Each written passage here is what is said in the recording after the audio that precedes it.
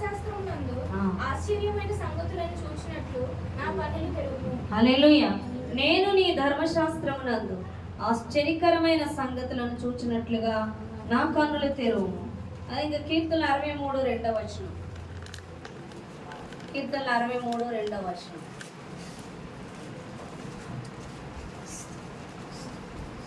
నీ బలమును నీ ప్రభావమును చూడవలనని పరిశుద్ధాలయం ముందు నేనెంతో ఆశతో నీ తట్టు కనిపెట్టి ఉన్నాను. నీళ్లు లేక ఎండి ఉన్న దేశం. చాలు. నీ బలమును నీ ప్రభావమును చూడవలనని పరిశుద్ధాలయమందు నేనెంతో ఆశతో నీ తట్టు కనిపెట్టి ఉన్నాను. హల్లెలూయా.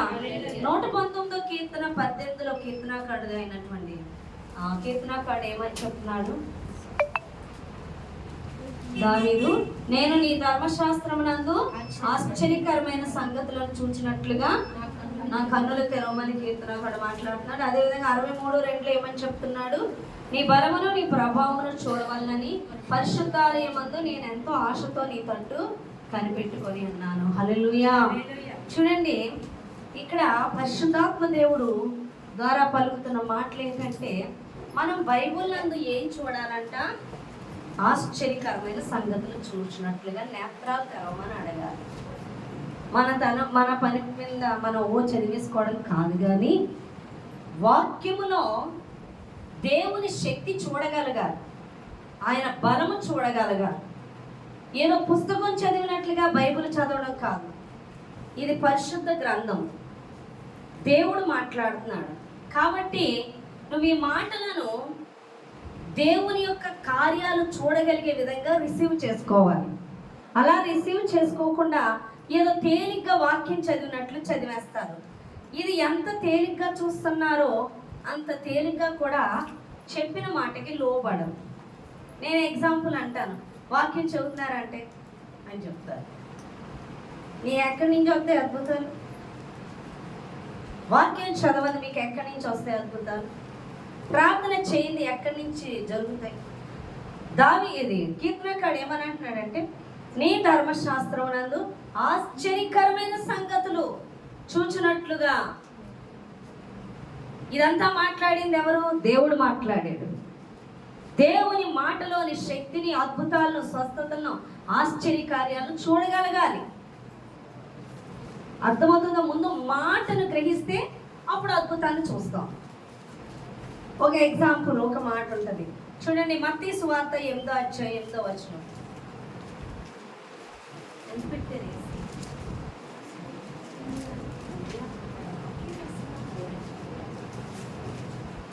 హల్లెలూయా.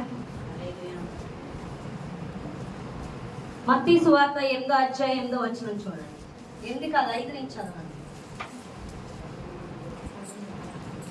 అప్పుడు ఆయన నేల మీద కూర్చుండడానికి జనులకు ఆజ్ఞాపించి కూర్చుంటాం. అలా కూర్చుంటారా?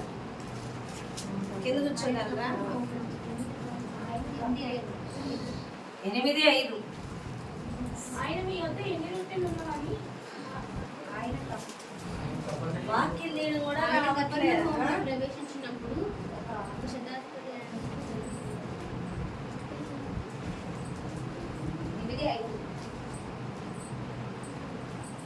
ఆయన గర్భగృహంలో ప్రవేశించినప్పుడు ఒక శతాధిపతి ఆయన వద్దకు వచ్చి, ప్రభువా, నా దాసుడు పక్షవాయువుతో మిగులు బాధపడుచు ఇంటిలో పడి ఉన్నాడని చెప్పి ఆయనను వేడుకొని, యేసు, నేను వచ్చి వారిని స్వస్థపరచదని అతనితో చెప్పగా, ఆ శతాధిపతి, ప్రభువా, నీవు నా ఇంటిలోనికి వచ్చుటకు నేను పాత్రులను కాను. నీవు మాట మాత్రము సెలవిమ్ము, అప్పుడు నా దాసుడు స్వస్థపరచబడును. నేను కూడా అధికారములకు లోబడిన వాడు. నా చేతి క్రింద సైనికులు ఉన్నారు. నేను ఒకరి పొమ్మంటే పోను, ఒకరి రమ్మంటే వచ్చును. చాలమ్మా. హల్లెలూయా. చదువు. ఒకరి పొమ్మంటే పోవును, ఒకరి రమ్మంటే వచ్చును. నా దాసుని ఈ పని చేయమంటే చేయనని ఉత్తరమిచ్చింది. యేసు ఈ మాట విని ఆశ్చర్యపడి వెంట వచ్చుచున్న వారిని చూచి, ఇజ్రాయేల్లో ఎవరికైనా నేను ఇంత విశ్వాసం ఉన్నట్టు చూడలేదని నిశ్చయంగా మీతో చెప్తాను. హల్లెలూయా. ఒక శతాధిపతి వచ్చి అంటాడు యేసు ప్రభువుతో, ప్రభువా, నా దాసుడు రోగి ఉన్నాడు, అవునా కదా, పక్షవాయువుతో మిగులు బాధపడుచున్నాడు, కాబట్టి నువ్వు వారిని స్వస్థపరచు అంటాడు. యేసు ప్రభువారు అంటారు, సరే నీతో వస్తానంటాడు. నేను అవసరం లేదు ప్రభువా. నేను కూడా ఏమని చెప్తున్నాడు అక్కడ? నేను కూడా అధికారమునకు లోబడిన వాడు, నా చేతి క్రింద సైనికులు ఉన్నారు. నేను ఒకరు పొమ్మంటే పోతాడు, నమ్మంటే వస్తాడు. కానీ మీరు రానవసరం లేదు, నాకు మాట మాత్రం సెలవు ఇవ్వండి. మీరు స్వస్థపడమని ఆజ్ఞాపిస్తే చాలు, అక్కడ స్వస్థ వచ్చేస్తారు. ఆశ్చర్యపోయాడు యేసుప్రభు. ఎంత విశ్వాసం అని. అంటే శతాధిపతి ఏం గ్రహించాడంటే యేసుప్రభు వారు మాట సెలవిస్తే చాలు అయిపోదు. హల్లెలూయా. మీరు ఆజ్ఞాపించండి చాలు అయిపోద్ది, మీరు మాట మాత్రం సెలవు, మీరు రానవసరం లేదు. ఎంత గొప్ప విశ్వాసమో అంటున్నాడు యేసుప్రభు. హల్లెలూయా. ఆయన మాటలోని శక్తిని చూడగలిగాడు శతాధిపతి. అలాగే అదే మత్తయి సువార్త 9వ అధ్యాయంలోని ఒక మాట ఉంటుంది చూడండి, 20వ వచనం. ఆ సమయమున ఇదిగో 12 సంవత్సరముల నుండి రక్తస్రావ రోగం కలిగిన ఒక స్త్రీ, నేను ఆయన పై వస్త్రం మాత్రం ముట్టితే బాగుపడునని తనలో తాను అనుకుని ఆయన వెనుకకు వచ్చి ఆయన వస్త్రము చెంగు ముట్టెను. యేసు వెనుకకు తిరిగి ఆమెను చూచి, కుమారి ధైర్యముగా ఉండుము, నీ విశ్వాసము నిన్ను బాగుపరిచిందని చెప్పగా ఆ కడియ నుండి ఆ స్త్రీ బాగుపడింది. హల్లెలూయా. ఏమనుకుంది ఈమె అనుకుంది ఏమని, నేను ఆయన వస్త్రం పట్టుకుంటే చాలు నేను స్వస్థపడిపోతాను. అంటే అంత శక్తివంతునిగా ఆమె తలించింది. యేసుప్రభు వారు వచ్చి నేను అడిగి నేను చెప్పి అక్కర్లేదు, ఆయన వస్త్రం పట్టుకుంటే చాలు నేను స్వస్థపడిపోతాను అనుకుంటాను. ఎంత గొప్ప విశ్వాసం చూడు. ఆయన ఎంత గొప్పగా ఆమె హృదయంలో కనపరచడంలో. హల్లెలూయా. అక్కడ కట్టేస్తే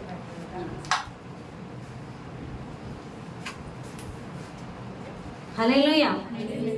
ఎంత గొప్పగా దేవుణ్ణి తన హృదయంలో హెచ్చించింది. ఆయన వస్త్రపు చెంగు పట్టుకుంటే చాలు నేను స్వస్థపడిపోతానంటారు. హల్లెలూయా. ఈయన అనుకుంటాడు మీరు మాట మాత్రం సెలవిస్తే చాలు స్వస్థత వచ్చేస్తుంది. ఎంత గొప్ప విశ్వాసం అంటున్నాడు. అంటే నువ్వు ఆయన యొక్క శక్తిని చూడగలగాలి, ఆయన యొక్క మహిమను చూడగలగాలి. అర్థమవుతుందా? ఆమె ఏమనుకుందంటే ఆయన వస్త్రాన్ని పట్టుకుంటే నాకు స్వస్థ వచ్చేస్తుంది.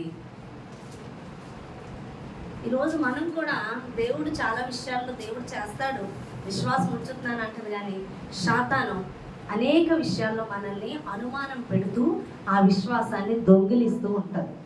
దేవుని వైపు చూడనివ్వదు. సపోజ్ నేను చెప్తాను, నువ్వు ప్రార్థన చేస్తే నమ్మి స్వస్థత ఇస్తాడని, కానీ సరే నేను నమ్మి ప్రార్థన చేస్తానని కానీ శాతాను వెంటనే మొదలెడతాడు. అబ్బా నువ్వు ప్రార్థన చేస్తే స్వస్థ వచ్చేస్తుందా? నువ్వు అంత పరిశుద్ధురాలువా? నీ ప్రార్థన అంత గొప్పగా పనిచేస్తుందా? ఏం పని చేయదు, ఏమీ పడవు, ఏమీ జరగదు. నువ్వు నమ్మినంత మాత్రాన అక్కడ ఏం పనులు అయిపోవు అని మాట్లాడుతూ ఉంటుంది. గాల్లో దేవం పెట్టి దేవుడు అంటే వచ్చేస్తుందా? నువ్వు సంపాదించుకుంటే డబ్బులు వచ్చేస్తాయా? నువ్వు ప్రేయర్లో కూర్చుంటే నీ పనులన్నీ జరిగిపోతాయా? లే, ముందు నీ పని చూసుకో అని మాట్లాడుతూ ఉంటుంది శాతాను. అర్థమవుతుందా మీకు? ఎందుకంటే ఆ విశ్వాసాన్ని దొంగిలించి అక్కడ పని జరగకుండా చేయడమే శాతాన్ పని. కానీ దేవుడు అంటున్నాడు, నువ్వు ఎంత విశ్వాసాన్ని ఉంచితే, నువ్వు ఎంతగా వాక్యాన్ని నమ్మితే ఆశీర్వాదాలన్నీ ఇక్కడే ఉన్నాయి. నీ నమ్మిక చొప్పునే నీకు జరుగుతుందని వాగ్దానం ఇచ్చేశాడు. స్వస్థపడగలనని నమ్ముతున్నావు, నేను స్వస్థపరచగలనని అనుకుంటున్నావా? అయితే స్వస్థ పొందుకుంటావు. నేను పోషిస్తానని నమ్ముతున్నావా? అయితే పోషింపబడతావు. నేను విడుదల ఇవ్వగలనని నమ్ముతున్నావా? ఒక గుడ్డివాడు వచ్చి అంటాడు, అయ్యా నాకు చూపునియని, నేను ఇస్తానని నమ్ముతున్నావా? నమ్ముతున్నా, అయితే పొందుకో. హల్లెలూయా. నీ నమ్మిక నువ్వు ఎప్పుడు నమ్ముతావు? నువ్వు దేవుడు ఎంత గొప్పవాడో ఎరిగినప్పుడు. చెప్పుతున్నది దేవుడు, ఆయన ఖచ్చితంగా చేస్తాడని నమ్మినప్పుడే నువ్వు లోబడి చేయగలవు. పాత నిబంధనలో రాజుల గ్రంథంలో ఉంటుంది, 2వ రాజుల్లో. నేను ఇంటికి వెళ్ళి తీసుకోండి, ఇక్కడ అవసరం 2 రాజులు 5వ అధ్యాయంలో చదువుకోండి. నయమాన్ అని ఒక కుష్టి వ్యాధి కలిగిన వ్యక్తి ఉంటాడు.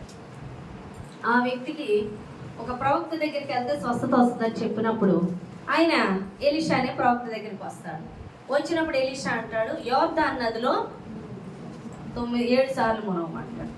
7 సార్లు మునవమని, కానీ ఏంటి అంత దూరం నుంచి వచ్చి ఏదో నా మీద ఇలా చెయ్యి ఆడించి నన్ను స్వస్థపరుస్తాడంటే వీళ్ళు బురదలో మునగమంటాడా? నేను మునగనంట. మునగనంటే స్వస్థ ఎవరికి రాదు?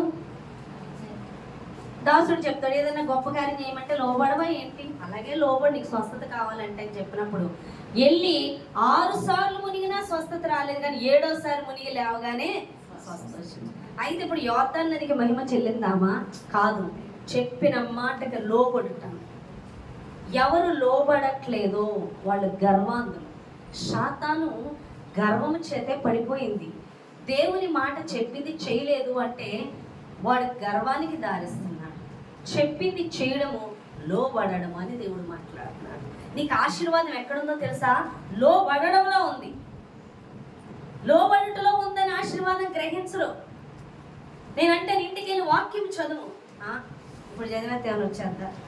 మీరు ప్రార్థనకి రండి, ప్రతి విషయంలో వచ్చేస్తే జరిగిపోతాయండి.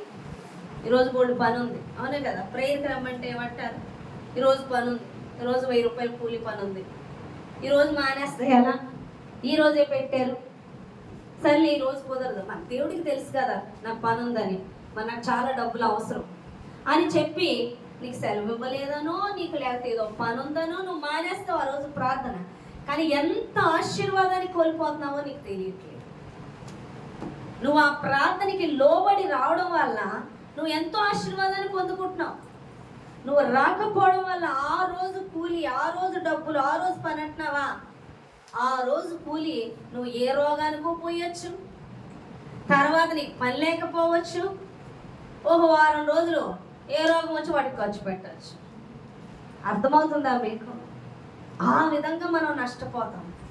లేదు, నాకు అవసరం లేదు, నాకు మొదట దేవుని సన్నిధి కావాలని నువ్వు వచ్చావా, నువ్వు ఎంత పోగొట్టుకున్నావో దానికి 10 రెట్లనే దేవుడిస్తాడు. ఆ జ్ఞానం మనకు ఉండాలి. దేవుని హెచ్చించాలి. హెచ్చించాలని చెప్తుంటే హెచ్చిస్తున్నావు అంటారు.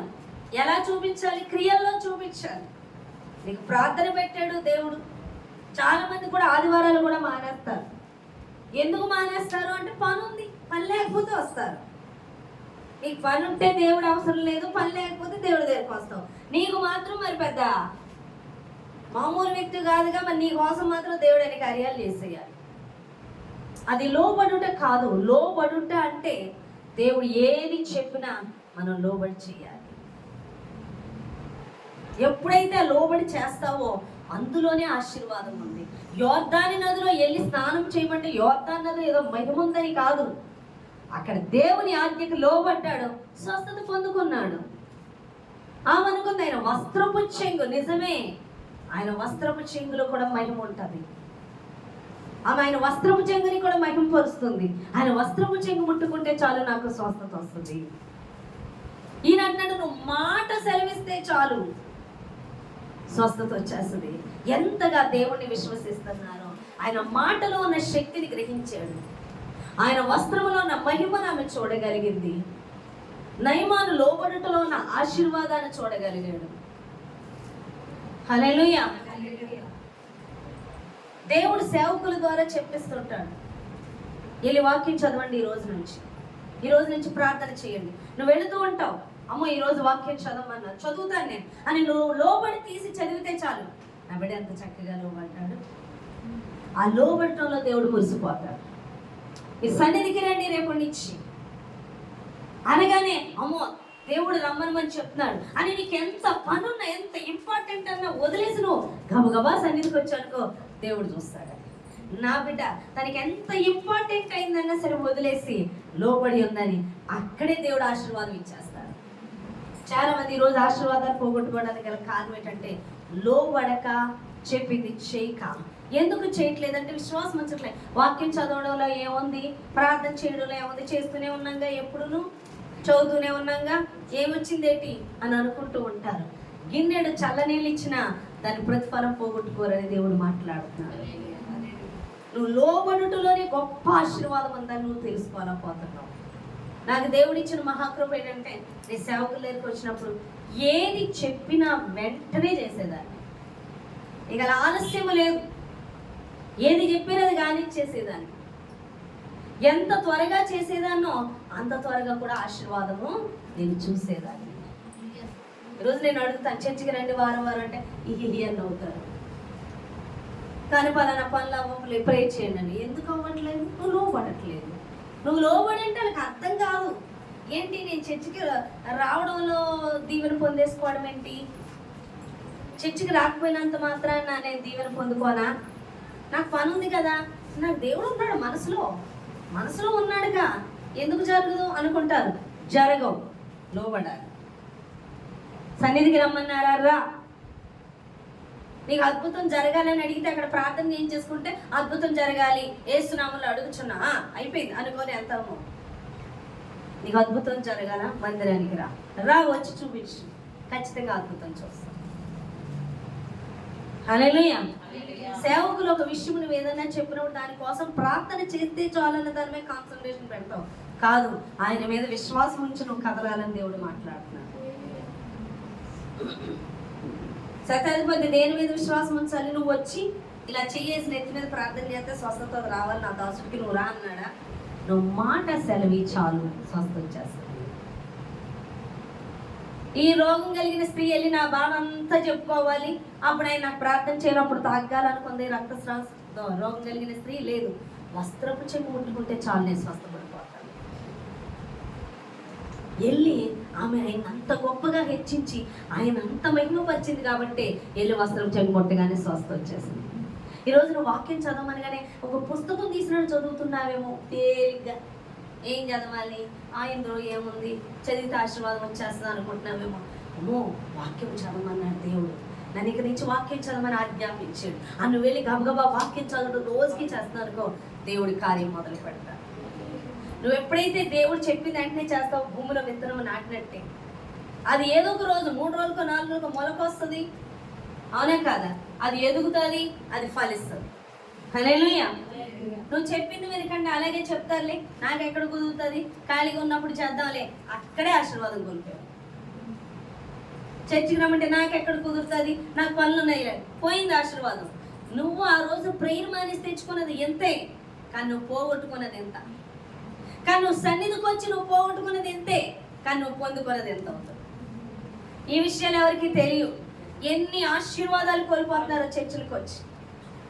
దేవుడు చెప్పింది లోబడక, రమ్మన్నప్పుడు చర్చికి రాక, ప్రార్థన చేయమన్నప్పుడు చేయక, బైబిల్ చదవమన్నప్పుడు చదవక, మందిరానికి రమ్మన్నప్పుడు రాక, నువ్వెంత ఆశీర్వాదాన్ని కోల్పోతున్నావు నీకు తెలియట్లా. నయమానేమో ఈ కుష్ఠరోగిని చూసి ఈ కుష్ఠరోగం మీద చెయ్యలా ఆడించి స్వస్థపరచాలని నయమాన్ అనుకున్నాడు, కానీ దేవుడు అది చెప్పలేదు. ఏం చెప్పించాడు ఎలీషా చేత? వెళ్ళి యోర్దాను నదిలో మొరగమన్నాడు. దీనికి దానికి ఏమైనా సంబంధం ఉందా? కానీ లోబడి వెళ్ళడం వల్ల ఆశీర్వదింపబడ్డాడు. నువ్వు అనుకుంటావు నా సమస్య చెప్పేగానే ప్రార్థన చేసేస్తారు వీళ్ళు, చేసేగానే అక్కడ ఏదో మిరాకిల్ జరిగిపోతా అనుకుంటావు, కానీ దేవుడు లోబడమని చెప్తాడు నీకు. హల్లెలూయా. లోబడమని చెప్తాడు. నువ్వు ఎక్కడ లోబడట్లేదో ఆ పని అప్పగిస్తాడు. చాలా మంది చర్చిలకు వెళ్ళరు, ఇంట్లో ఉండి తెగ ప్రార్థనలు చేసేసుకుంటారు. దేవుడు ఆ ప్రార్థన విని కనికరించి పంపిస్తాడు. ఎవరిని? దేవుని బిడ్డలు పంపిస్తాడు. పంపించమ్మా చర్చికి రావాలి, సేవకుల చేత ప్రార్థన చేయించుకోవాలి. ఎందుకు చెప్పించాడు? నిన్ను దీవించాలని. ఎన్నాళ్ళు చేసావుగా ఏడ్చి ప్రార్థన, నిన్ను దీవించాలని ఆ మాట చెప్పించాడు.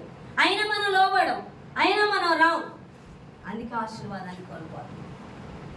దేవుడు ఎప్పుడైతే చెప్పించాడో పంపించి మనం దేవుని సన్నిధికి రావాలి. దేవుడు నిన్ను డైరెక్ట్ ఆశీర్వదించడు. ఆయన ఏది చెప్తాడో దానికి లోబడితేనే అక్కడ ఆశీర్వాదం మొదలవుతుంది. హల్లెలూయా. అని అనుకుంటే ప్రార్థన చేశాడు చాలు. కొన్ని వెళ్ళి ప్రార్థన చేస్తూ ఉంటే దేవుడు పంపించి చెప్పేస్తాడు, నీ ప్రార్థనలన్నీ అంగీకరింపబడ్డాయి. అయితే యొప్పేకి వెళ్ళి పేతురు పిలుచుకున్నాం అన్నమాట. అవునే కాదు? పేతురు వచ్చి ప్రార్థన చేసేక అప్పుడు ఆశీర్వాదం. అలాగే దేవుడు ఏమని చెప్తున్నాడు? మీ దగ్గరికి సువార్తికలు పంపించి మీరు చర్చికి రండి, వస్తామని వెంటనే లోబడొస్తారే, చెప్పిన వెంటనే లోబడితే బోలెడు ఆశీర్వాదం. కొంచెం లేట్ చేస్తే ఆశీర్వాదం కొంచెం తగ్గుతుంది, ఇంకా లేట్ చేస్తే ఇంకా తగ్గిపోతుంది, చివరి కొత్త అడుగు పొడుగు ఉన్నట్టు ఉంటుంది. అందుకే మొదటిగా భోజనాలకు వెళ్ళేటప్పుడు ఇప్పుడు వెళ్తాం, భోజనానికి వెళ్ళేటప్పుడు ఇప్పుడు ముందే పారిపోతున్నారు భోజనాలకి. ఒకప్పుడు భోజనాలు కరువు ఉన్నా అంత అలాగా ఎగబడేవారు కాదు, ఇప్పుడు తిండున్నా ఎగబడిపోతున్నారు. అవును కదా? అప్పుడు భోజనాలు అంత టేస్టీగా ఉండే కాదు. పులిహోర, తెల్లన్నం, సాంబారు, అవునే కదా, పప్పు టమాటా బాగా గుర్తుండేది నాకు, వంకాయ కూర బఠానీ కూర. ఇప్పుడు చికెన్, దమ్ బిర్యానీ, బిర్యానీ అవునే కదా, రొయ్యల బిర్యానీ, ఇంకా ఇంకోటి, ఇంకా ఇక్కడ చూడు కుర్చీలు వెనకాల ఇటు తినకుండానే కాసేవాళ్ళు స్వామి. త్వరగా పదండి, భోజనాలు అయిపోతాయి, త్వరగా పదండి, దానికి వెళ్ళిపోదాం. ఎప్పుడు ఈవేళ భోజనాలు అంటే ఆ వేళ సెలవు అడిగేస్తాం, ప్రోగ్రామ్ రెడీ చేసేసుకుంటాం, ముందుగా వెళ్తే ఐటమ్స్ అన్నీ ఉంటాయి, లేట్గా వెళ్తే ఐటమ్స్ అయిపోతాయి. ఎంత ప్లానింగ్. కుటుంబ సమేతంగా వెళ్తారు మందిరానికి. నువ్వు భోజనం తింటే ఆ క్షణమే నీ కడుపు నిండుతుంది, మరలా నీకు ఆకలేస్తుంది. కానీ దేవుని వాక్యము తిన్నవాడు దప్పిక కొనడు, ఎన్నడూ ఆకలి కొనడు, సర్వ సమృద్ధితో పోషింపబడతాడు. ఆ జ్ఞానం మనకు ఉండదు, అది ఉండనివ్వదు శాతాను. అవునే కదా, శాతాన్ని ఎలా ప్లాన్ వేసుకుంటారు? ఈ వేళ స్థుతి కూడిగా ఈరోజు సెలవు తీసుకుంటాను, ఈరోజు నేను ఎక్కడికి వెళ్ళను, ఈరోజు ఏ పని ఉన్నా నేను రాను, ఈరోజు ఎంత లాభకరమైందని నేను వదిలేసుకుంటాను, నేను చర్చికి వెళ్తాను. వేసుకుంటావు ప్లాను? నీ బోడి పని, 100 రూపాయలేమో 1000 రూపాయలేమో దేవుడిచ్చే దానికి ఎంతని కూడా నువ్వు లెక్క కట్టలేవు, అంత ఆశీర్వాదాలు అనుకుంటున్నావు తెలుసా. హల్లెలూయా. నువ్వు ఏ ప్రేయర్ మానేస్తావు, నువ్వు ఏ రోజు వాక్యం చదవడం మానేస్తావు, నువ్వు ఏ రోజు ప్రార్థన మానేస్తావు, నువ్వు ఏ రోజు సేవకులు చెప్పింది ఆ రోజు విడిచిపెడతావో, ఆ రోజు నీకు ఆకాశ వాకిళ్ళు విప్పి పట్టజాలనంత విస్తారమైన సమృద్ధిని ఇచ్చే ఆశీర్వాదాన్ని నువ్వు కోల్పోయేవు అని దేవుడు మాట్లాడు. అక్కడుంది అసలైన ఆశీర్వాదం.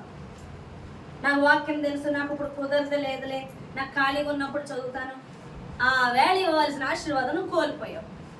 నేను నలిగిపోతాను, అబ్బా ఎంత ఆశీర్వాదాన్ని కోల్పోయాను.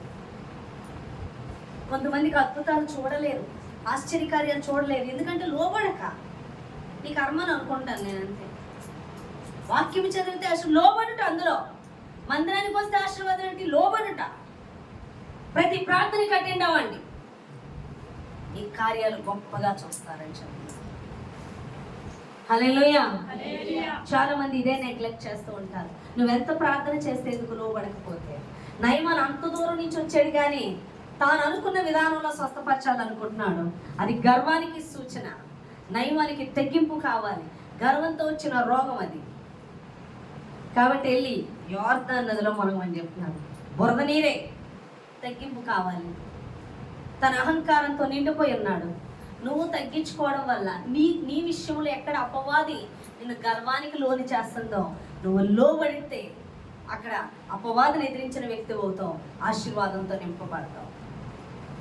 అందుకే ఒక్కొక్కరికి ఒక్కో విషయం దేవుడు చెప్పిస్తూ ఉంటాడు. నువ్వు బైబిల్ చదువు, నువ్వు ప్రార్థన చెయ్యి, నువ్వు లోబడు, నువ్వు మందిరానికి రా, నువ్వు పరిచర్య చెయ్యి, నువ్వు సువార్త ప్రకటించు, నువ్వు సాక్ష్యం చెప్పు. అమ్మో దేవుడు నాకు చెప్పి అన్నాడని వెంటనే పని మొదలు పెట్టాలి.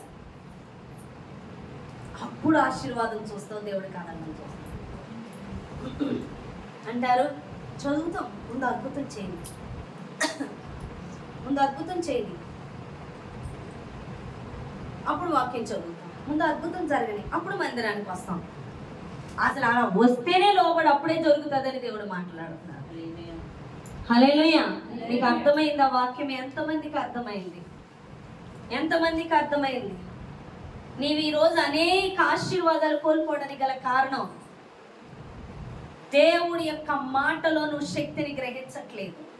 ఆయన చెప్పే ప్రతి మాటలోని శక్తి, మహిమ, ప్రభావము, అద్భుతాలు, ఆశ్చర్యాలు దాగి ఉన్నాయి.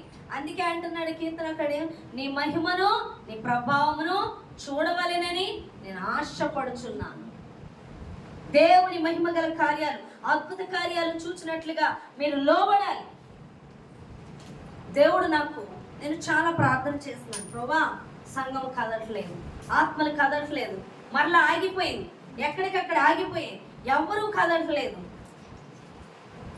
ఎక్కడ అని దేవుడు మాట్లాడినప్పుడు దేవుడు అన్నాడు, ఫలించని చెట్టు ఫలించుట కొరకు చెట్టు, ఫలించని ప్రతి కొమ్మని తీసివేస్తాను. చాలా కూడా ఫలింపు కట్టుగా ఉన్న వాళ్ళ చాలా అపవిత్రాత్మల చేత నింపబడి ఉన్న వాళ్ళని తీసేశాడు దేవుడు. వాళ్ళ అపవిత్రాత్మ యొక్క ప్రభావం సంఘం మీద చాలా పడేది. నేను చాలా ప్రార్థన చేసేదాన్ని, ఏంటి ప్రభువా, ఏంటి, ఎక్కడ, నాకు అర్థమయ్యేది ఎవరు అడ్డుగా ఉన్నారు, ఎవరిని తీసేస్తాడు. ఎవరైతే ఫలింపు కట్టుకున్నారో వాళ్ళని తీసేసాడు దేవుడు. అవునా కదా? ఒక చెట్టు చక్కగా ఫలించాలి పచ్చగా అంటే ఏం చేస్తాడు? తోటమాలి కట్ చేస్తాడు, బాగా కట్ చేసాక ఇంకా గుబురుగా ఇంకా ఎక్కువగా ఫలిస్తుందని కట్ చేసేస్తాడు. అయ్యో పిచ్చోడు అలా కట్ చేస్తాడేంటి, కాసే పూసే పువ్వుల్ని కాసే మొక్కని అలా కట్ చేస్తాడేంటి అనుకుంటున్నావు. అది కొంచెమే, కానీ కట్ చేసిన తర్వాత ఇంకా ఎక్కువ ఫలిస్తుంది. ఆ ఫలింపుకి ఎక్కువగా ఫలించకుండా ఇవి ఆటంకంగా ఉన్నాయి, ఆటంకంగా ఉన్నదాన్ని కట్ చేస్తాడు.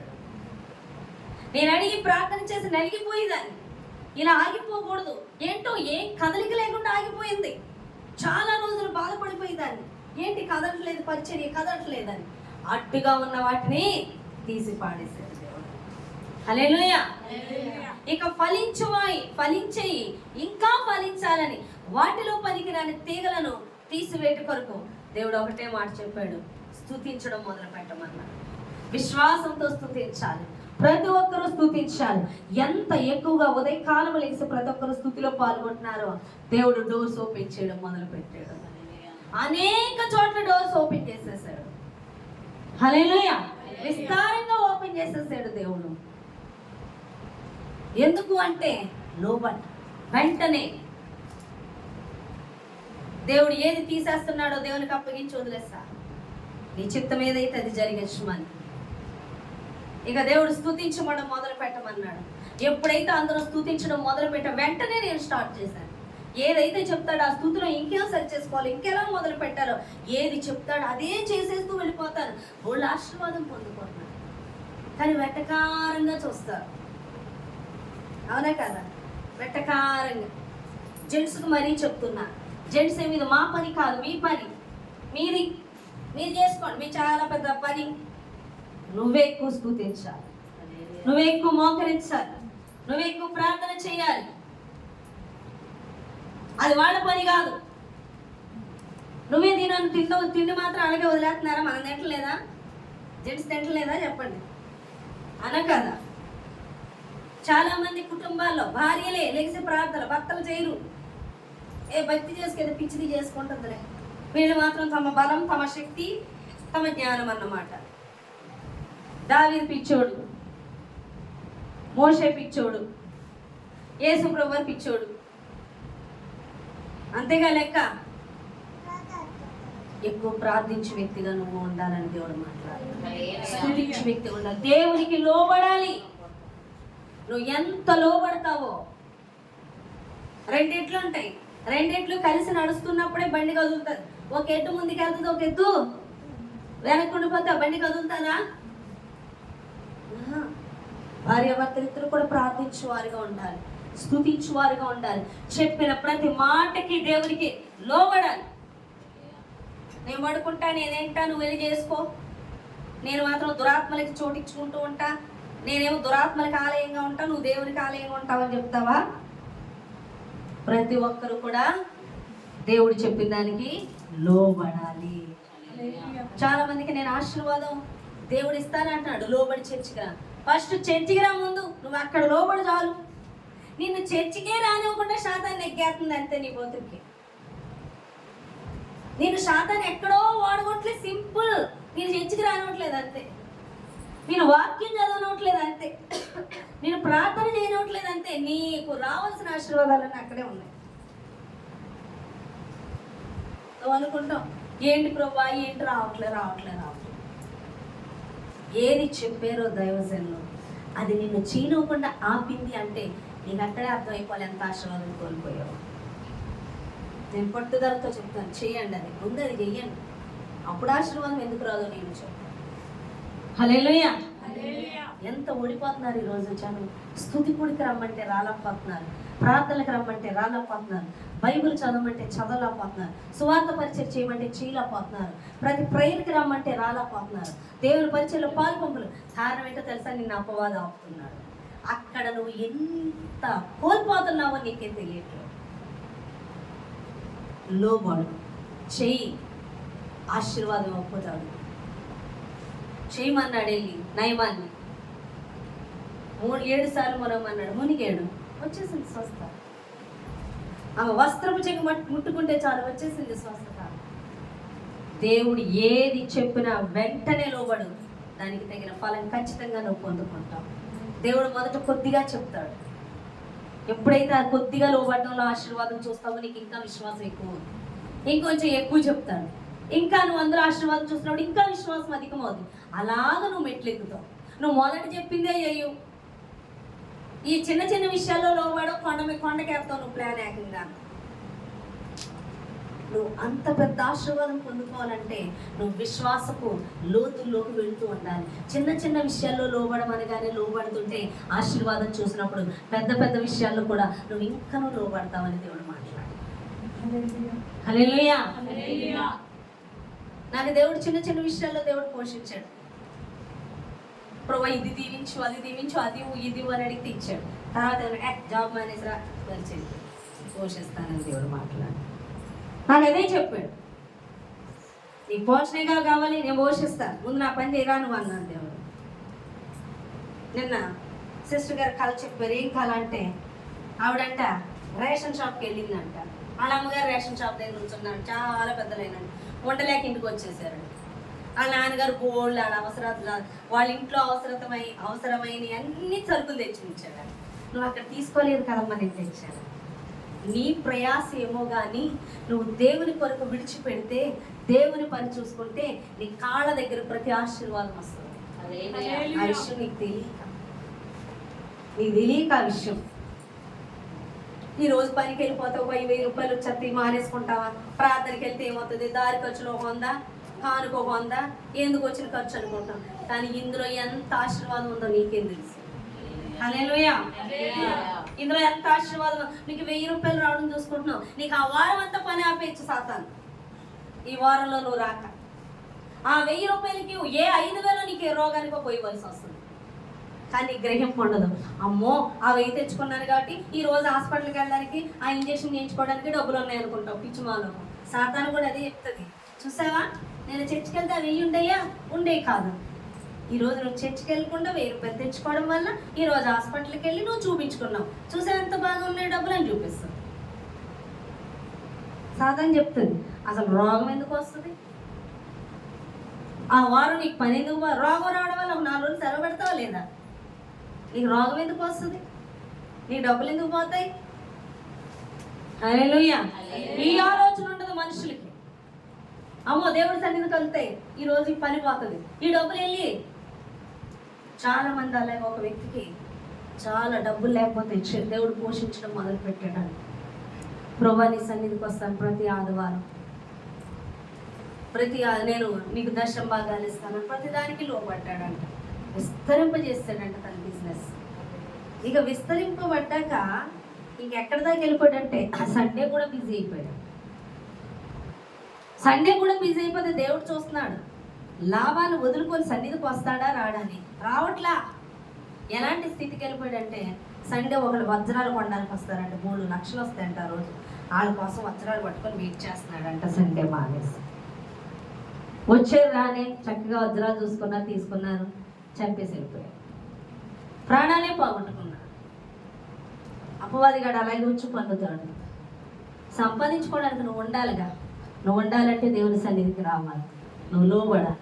అలా లోబడనివ్వకుండా అపవాది నీ మీద దాడి చేయడానికి నేను చాలా తెలివిగా దేవునికి లోబడకుండా బయటికి రప్పిస్తాను. హల్లెలూయా.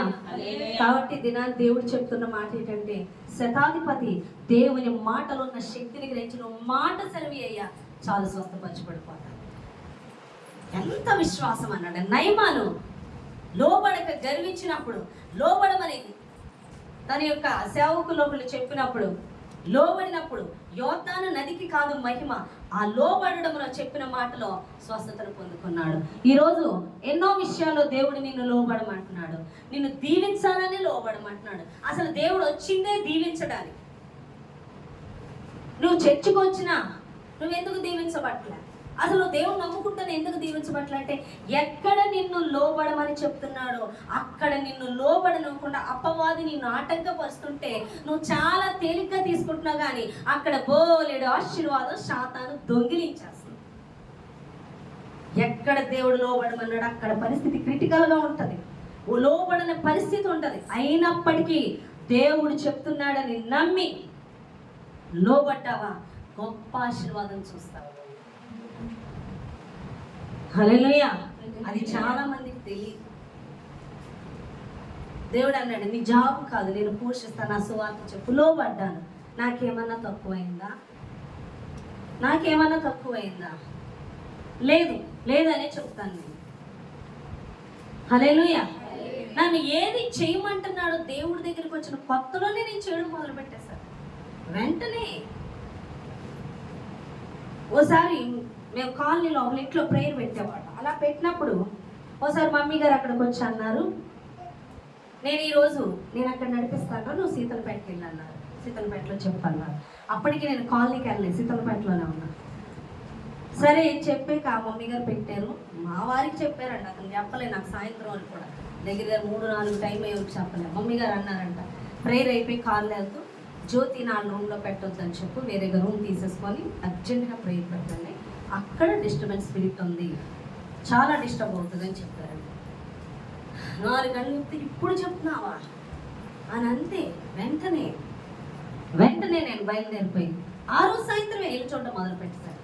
ఎక్కడ ప్రభువా? అదే బ్లాక్లో మని కింద రూమ్ ఇచ్చాడు దేవుడు. వాడు ప్రత్యేకంగా తీసుకొని అక్కడ ఇల్లు సిద్ధపడ్డాడు. ఎంత డిస్టర్బెన్స్ వచ్చిందో వాళ్ళ ఇంట్లో.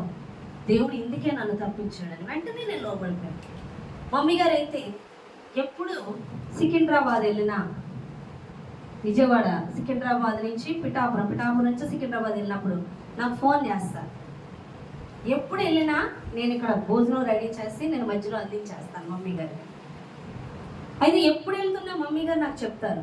నేను ఒక్కోసారి అంటాను, ఒకసారి అన్నాను మమ్మీ గారికి కాస్త ముందుగా చెప్పండి ఏదో దేనికోసమో నేను అడిగితే, అరే నాకేం తెలుసురా, దేవుడు ఇప్పుడే బయలుదేరంటే నేను అప్పుడే బయలుదేరిపోతాను. దేవుడు చెప్పే వరకు నేను కదలను, చెప్పిన మరుక్షణం నేను రెడీ అయిపోతాను. ఒకసారి అయితే నేను ఉదయం ఫోన్ చేశాను, రాత్రి ఫోన్ చేసి మమ్మీ గారు ఎప్పుడు వస్తున్నారు పిఠాపురం అని చెప్పి, మమ్మీ గారు ఎప్పుడు వస్తున్నారు పిఠాపురం అని చెప్తే, అరే ఇంకా దేవుడు సిగ్నల్ ఇవ్వలేదు రా. రాత్రి అడిగాను ఏదో మాట్లాడుతూ. సరే నేను ఊరుకున్నా. ఆమె అన్నాడు ఉదయమే ఫోన్ చేసి, అరే దేవుడు బయలుదేరమన్నాడు, నువ్వు మరి మధ్యాహ్నానికి లంచ్ సిద్ధపరచని గవంగా రెడీ అయిపోయిస్తారు. అంటే దేవుడు ఎప్పుడు చెప్పారో ఆగరు, ఒక్క నిమిషం కూడా ఆగరు. దేవుడు వెళ్ళమంటున్నాడు, నేను వెళ్ళిపోతాను. ఆ రోజు బయలుదేరమన్నప్పుడు చేతిలో డబ్బులు లేవంట. యెహోవా ఈరే బయలుదేరమన్నాడని బయలుదేరిపోయారంట. వాళ్ళు సగంలో వెళ్తుండగానే ఎవరో 25,000 ఎంతో కొట్టారంట ఫోన్కి. నాకేం తెలుసురా, నేను బయలుదేరమన్నాడు, బయలుదేరిపోయాను. దేవుడే నాకు ఇచ్చాడు. హల్లెలూయా. దేవుడు ఎప్పుడు చెప్తే అప్పుడే చేసేది. అప్పుడు చూస్తాడు నీ యొక్క లోబడే విధానం, నీ విశ్వాసం, దేవుని మీద నీకుండే గౌరవం, భక్తి, భయం అన్నీ కనబడతాయి నీలో. దేవుడు ఇప్పుడే చెప్పాడా, చేసే వెంటనే. ఒక వ్యక్తి అంట చేస్తానని చెప్పి వెళ్ళి చేయడంట, ఒక వ్యక్తి చేయను అని చెప్పి చేస్తాడంట.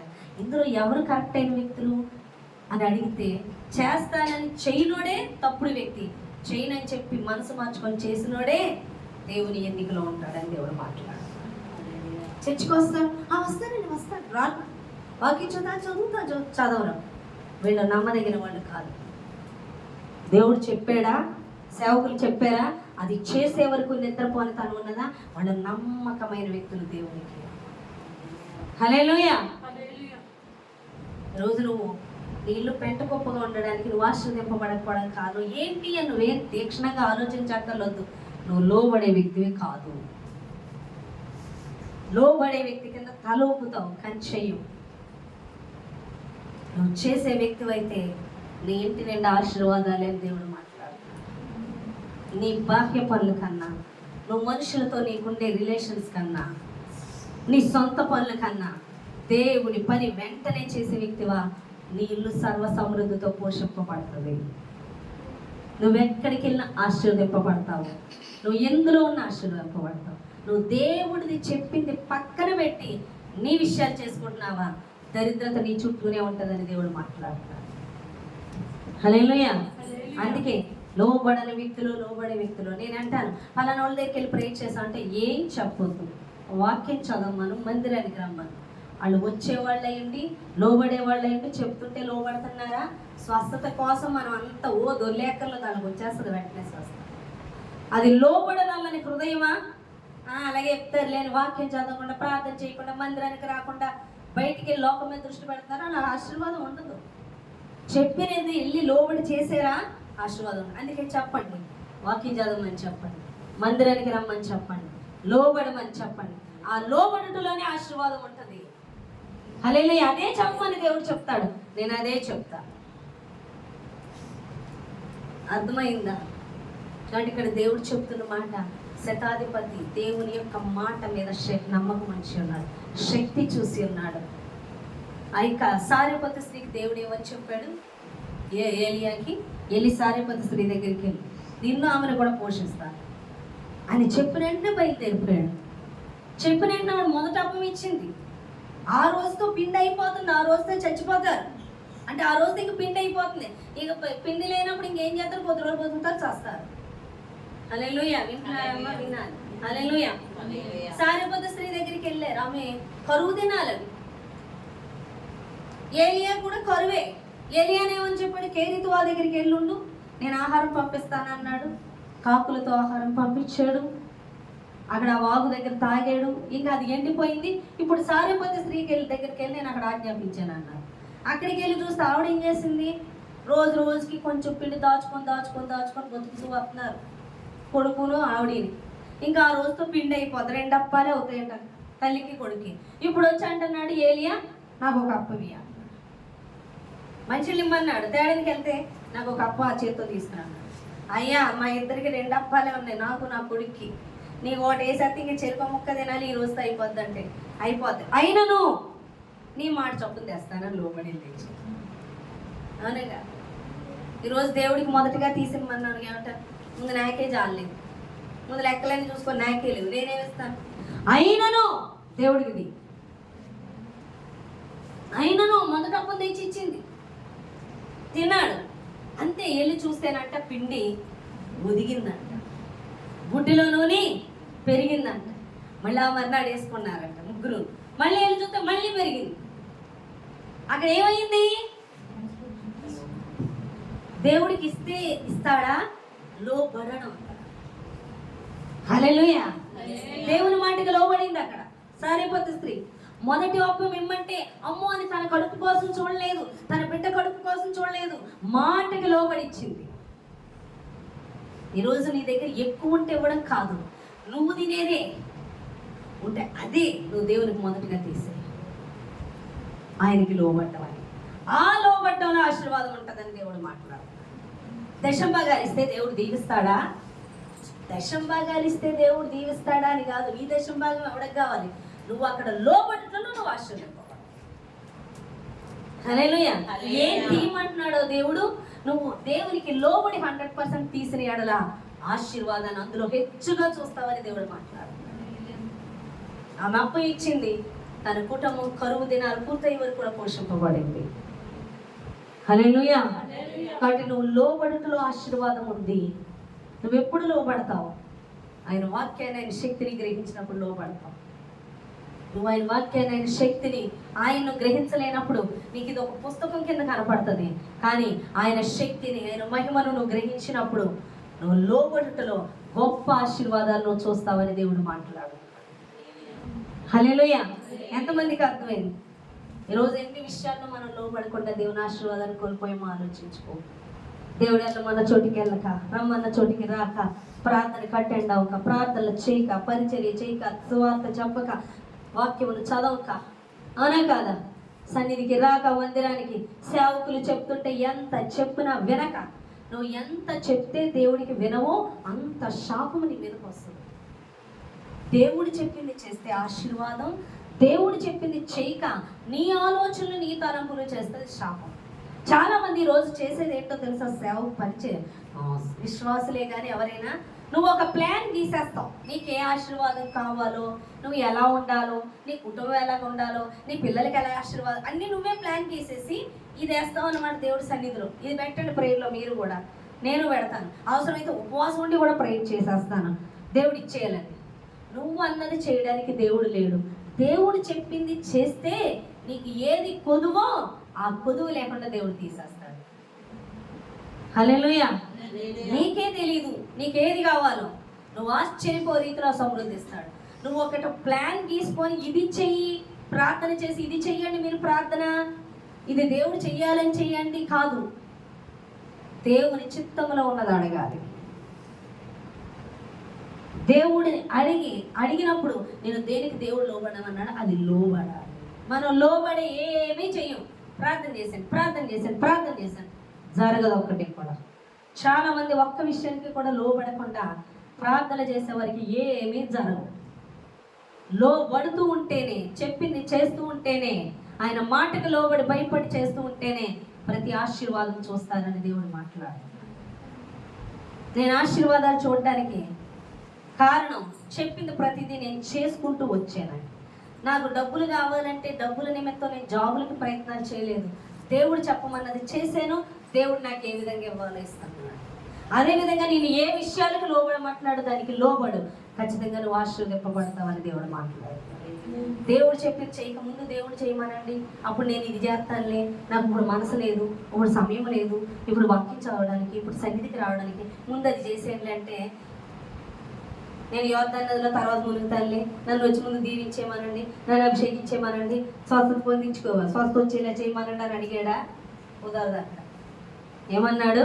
నీకు స్వస్థత రావాలంటేనే యోర్దాను నదిలో మొదలుగా నేను దేవుడు దీవించాలంటే సేవకులు చెప్పింది, దేవుడు చెప్పింది లోబడి చేయాలి. చేసిన మరుక్షణం ఆశీర్వాదాల యొక్క కదలికలు నువ్వు చూస్తావని దేవుడు మాట్లాడుతున్నాడు. ఈ చిన్న మాటలు దేవుడు దీవించి ఆశీర్వదించునుగాక.